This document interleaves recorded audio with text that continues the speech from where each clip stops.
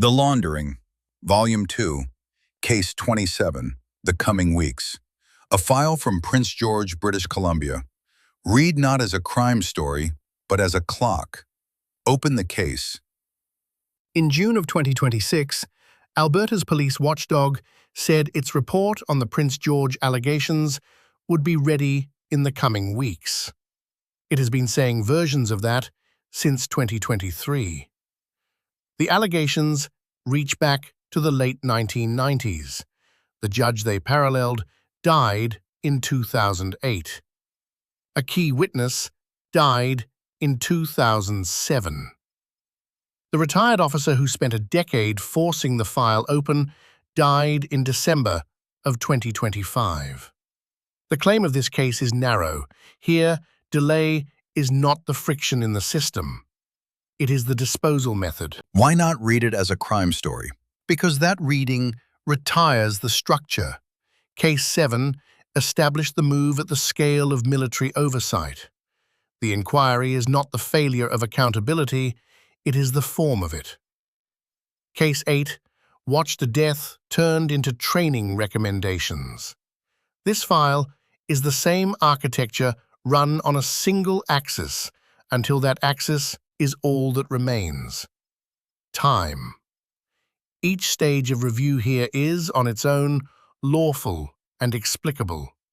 A complaints commission with no power to charge, a force reviewing itself, a special prosecutor applying an evidentiary bar, an out-of-province agency with no duty to publish. Run that sequence against a file already a quarter-century old, and the output is reliably the same. Not a verdict, not an acquittal, but a date that keeps moving. State the record. 1991. David Ramsey is appointed to the provincial court in Prince George. Between 1992 and 2001, he sexually assaults Indigenous girls, some of whom appear before him. In the late 1990s, 2 girls tell a youth worker, Cara Myers, that local officers solicit sex in exchange for not laying charges. She reports it in 1998. The force does not investigate until 2003. A task force, Project E Prevails, runs in 2004 and 5. In November 2005, a charge is recommended against one officer and special prosecutors decline. In 2007, a key witness dies, and the case is abandoned. And the tape? In 2006, a constable in Kamloops finds videotapes in the basement she had shared with her ex-husband, an officer under investigation. She reports them. A superior tells her to put them back. Days later, her home is broken into, and all but one tape is gone. The break-in logged as a civil matter.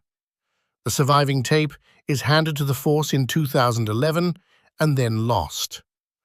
A retired staff sergeant, Gary Kerr, files a complaint. In 2018, the Oversight Commission finds the force failed to reasonably investigate. The report then sits with the commissioner for some 3 years. It becomes public in 2023. The province orders an Alberta investigation, and in 2026, the report is in the coming weeks. Trace the movement. Each transfer is to a body that is, by design, not responsible for what the last one did. The detachment investigates and finds nothing. The file passes to a task force. The task force recommends a charge. It passes to a special prosecutor who declines. Years later, a complaint passes to the commission, which can find fault but cannot charge, and which routes its finding back to the very force it indicts. When that becomes public, the file passes again, across a provincial border to Alberta. At every handoff, responsibility relocates and the clock resets. No single transfer is improper. The baton being passed is time. The criminal file closed on insufficient evidence. Hold that phrase against the record. The Commission found that after the 2011 complaint, no one ensured a reasonable assessment was conducted, let alone a reasonable investigation. The tapes went missing after a break-in treated as civil. The one surviving tape was lost by the force. When the constable later learned it had been located and asked for it back, she was told no. So the bar that defeated the file was not encountered. It was manufactured. By the same delay and non-investigation the oversight report condemns. The bar and the delay are one fact seen from two ends. There is a live investigation. There is, and it is also contained. It was exported across a provincial border to Alberta's team, which has no history in the file. Its product is owed to one official, British Columbia's Director of Police Services, not to the public. The agency declined to say whether its findings would ever be released. This is the containment of Case 16 and the twin of Case 18. Case 18 is containment in space. This is not our forum to decide. Case 27 is containment in time.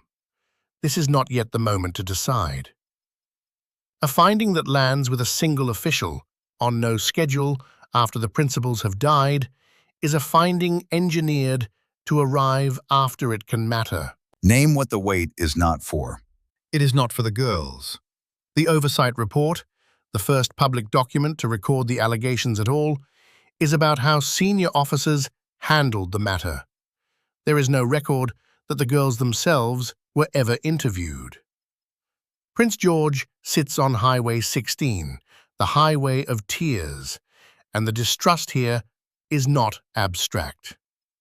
Indigenous leaders read the report as confirmation, not revelation, that it took a retired officer to be believed, and that the lesson it teaches victims is, why bother?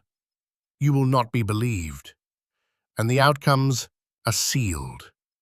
When a reporter asked under Access to Information law for the status of each investigated officer and any settlements paid, the force refused. Name the layer.